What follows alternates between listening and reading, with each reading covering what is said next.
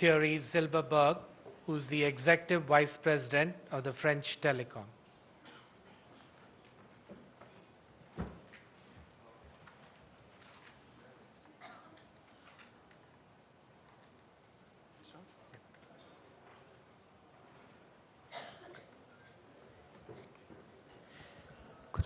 All right.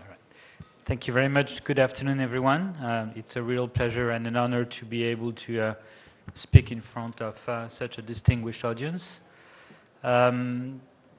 Actually, it's also a special occasion, as I understand that Orange was a well-known brand here in Mumbai a few years ago. The history is therefore that Orange was actually at that time a brand of the Hutchinson Group.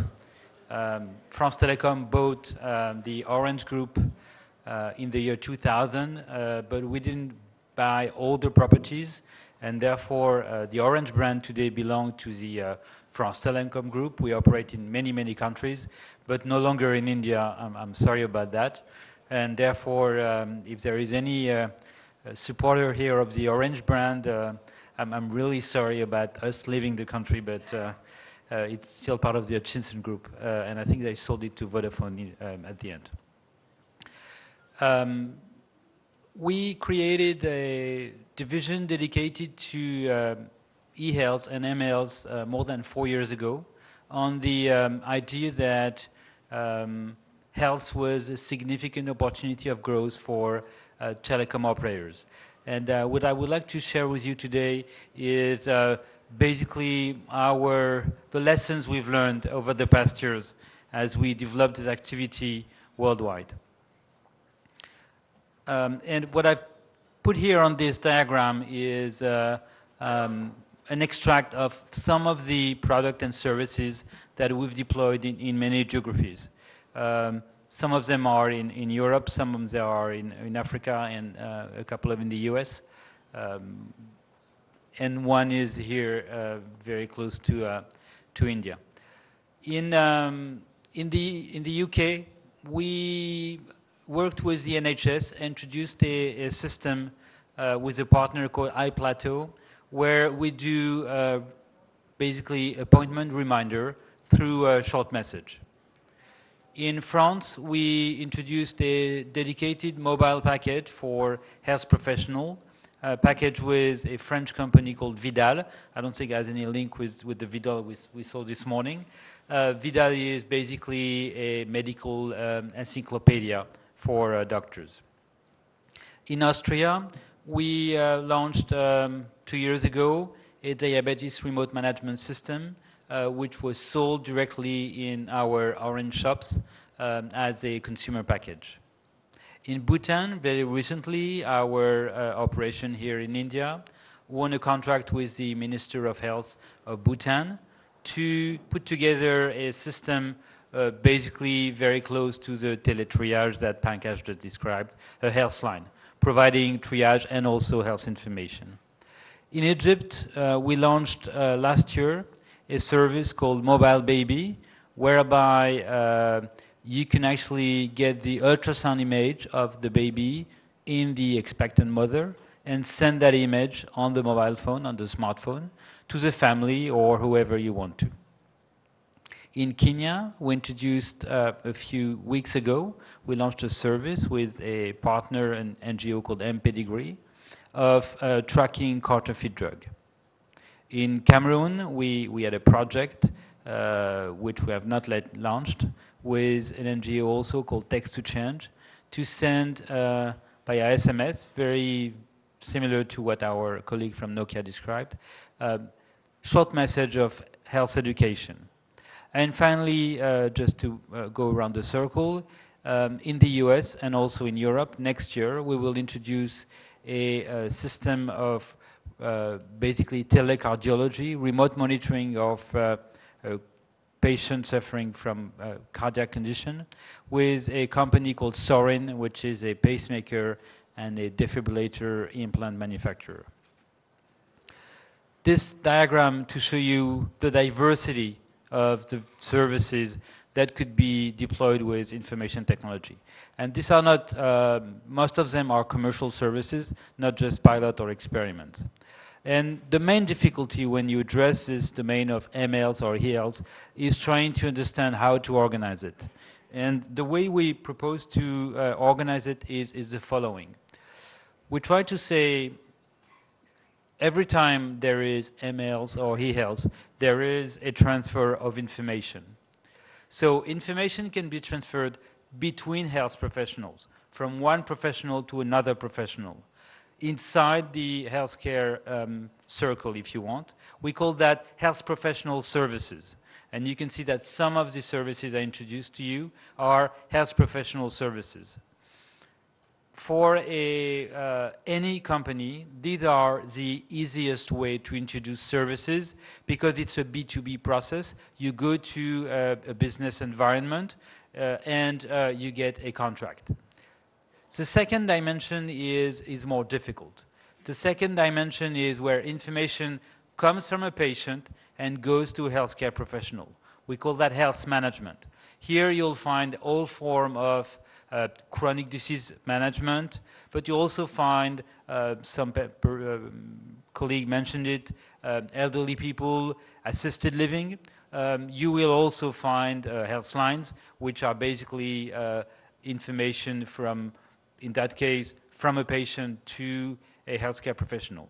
And the last category which I would like to introduce is prevention and wellness. We heard a lot about it this morning, also this afternoon. It's a bit different. This is a consumer play. This is not a professional play. And I'd like to draw your attention to this point, which to me is very important. Let's try to do a little thought experiment. Suppose that you have at your home a little blood pressure monitor, sensor. And you decide, because you're very health conscious, that you want to take your blood pressure regularly. So you take it regularly. Every day, whenever you feel like it, you take it. So you have a sample after, let's say, 2 weeks.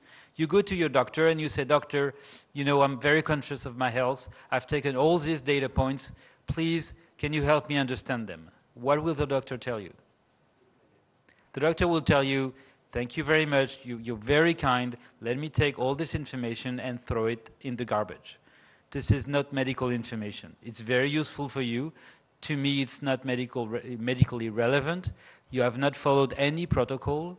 I don't trust the device you're using. And furthermore, you know, why should I be sure that you followed the instructions?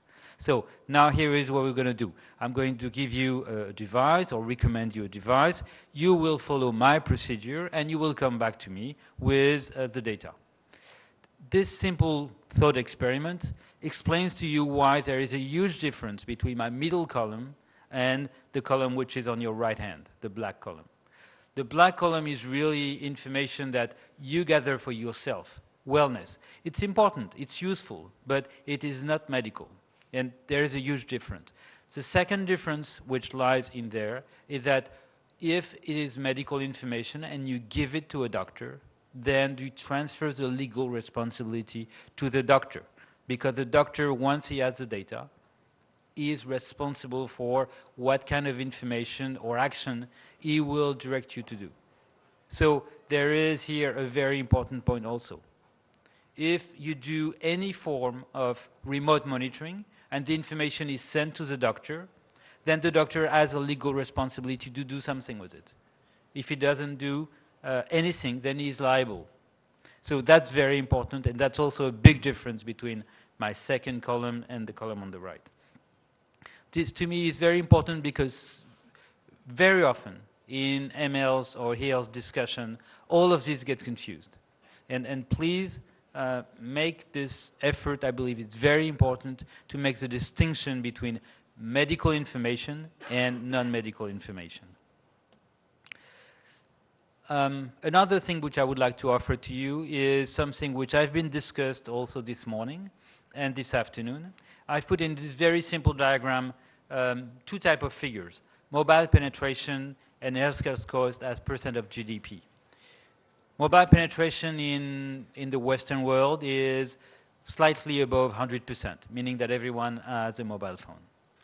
Here in India, it's 850 million, 900 millions, let's say 80%. Africa, 52%. People very often think of Africa as a desert, as a technological desert. That is no longer the case. You have a 52% penetration of mobile. But healthcare cost, as percent of GDP, the average in the OECD is around 11%. Average in Africa or in emerging countries is around 4%. Which means that there is a huge difference in the intent, in the ambition of e-health or MLs in these two different universes. In one case, it's really about efficiency. We heard this morning in the US, we are 16% of the GDP, going on to 20%. Projection for 2020 is 20% of GDP spent on healthcare. It's unbearable for any economy, especially at the moment where economic crisis is basically devastating all the Western world. So efficiency of the dollar we spent in that system is very important. On the other hand, in the rest of the world, it's really access to healthcare. It's really access to health, which is the problem, which is the issue. And here, mobile technology, because it has such a penetration, is a wonderful tool. So to me, this really plans a landscape for everything. Now, a lot of people wonder why a telecom operator would be concerned with this, just for the fact that it's mobile technology. We're not just a provider of mobile technology. A telco around the world, their business, our business, is to transport information from point A to point B and maybe store it in between. This is what we do regularly on a daily basis, transport information. And we can transport medical information, which is information of a specific nature.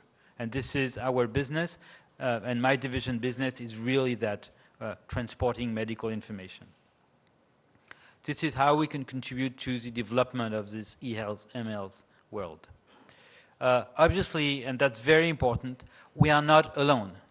It is not our job to do it. We need to partner, and in our case, we do it with many, many companies which I've listed here. I don't want to go through all of them, but it's very important to understand that telco need to partner. I'm rushing because I know we need to go. Mobile Baby, just one word about this application, which I believe is really wonderful, and it shows you the power of this application. We take the ultrasound image of the baby, and we can send that. We're partnering with a company called Great Connection, which is based in San Diego, and we can send that to the smartphone, either of the family or the medical staff. And the technology of Great Connection is precisely to be able to get the quality image onto a smartphone, which answered part of the discussion there was been a few minutes ago. This is very important. Can you tell the difference between these two packages? No, nobody can. However, one of them is real drug, one of them is counterfeited drug. So one of them is real antibiotic, the other may be anything. What we do is, together with Pedigree and also Hewlett-Packard, what we've launched in Kenya a few weeks ago is a solution where there is a unique numerical code on the scratch code on the package. The user, the consumer, can actually reveal the numerical code, send that via SMS to our center, and automatically we will send back the message saying, yes, it's bona fide drug, or no, it's counterfeited drug. It's very important. It won the Net Explorer Prize at the United Nations this year. We also can do patient relationship management. A lot of pharmacy have, as you know, that was discussed this morning, also compliance is very important in the treatment of chronic condition. If you can send a message to a patient saying, your drug, your monthly allowance of drug has arrived, then you can follow, you can improve the compliance, which is essential. Just one example which is not in the ML space, but which I would like to give you because it's very important. Somebody mentioned the cloud computing this morning. We are deploying, it's several, actually it's several dozens of millions of euro contract in the Greater Paris region in France, a system whereby we put all the medical imaging of the Greater Paris region in the cloud. We work with General Electric to do that, and basically we are getting rid of all the archiving system, the large machine which exists in the hospital. We virtualize all this machine, and we put that on our server. The counterpart to that is that obviously we are hosting medical data. There is an issue there about privacy, and in France there is a specific law which states that you cannot host medical data unless you are specifically government accredited. And we are government accredited. One word about pacemaker. We will introduce next year. We are in the clinical trial phase, so it will be commercially available in 2012 with Sorin, which is one of the largest implant manufacturers in the world, a pacemaker which will be daily monitored through landline or MLs, depending on the technology that will be deployed by the physician. There'll be a small home monitor at the home of the patient about this size, and that box will, on a daily basis, get the information from the implant and transmit it to the physician which is following the patient. Healthline, that was mentioned earlier. I think that's very important. Pankaj mentioned that as teletriage and then a couple other things. I think that's very important, and you'll see more and more of this, either teletriage or healthline appearing in the world, because they are a very economic way of getting medical information to people. Basically, it's a dedicated number which people can call, and behind that call, you'll find real healthcare professional. The point is the following. A GP consultation around the world costs between $30 and $50. It's the same price all around the world. If you, at that price, very few percentage of the population can actually access it. If you can lower the cost to $2 or $1, then you can extend that to a vast majority of the world population. So Healthline is in a very efficient way of dropping the cost of a medical consultation.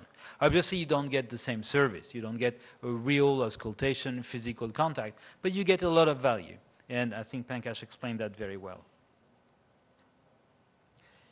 And that is the end of my short talk, and I'm ready to answer any question. Thank you very much.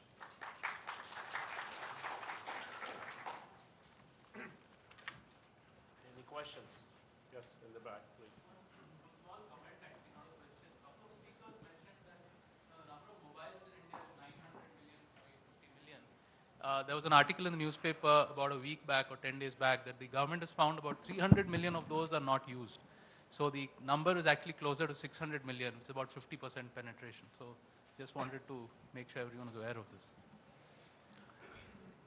Well, at the rate it's growing, it's going to reach the 75% within 18 months, so we're just ahead of our time.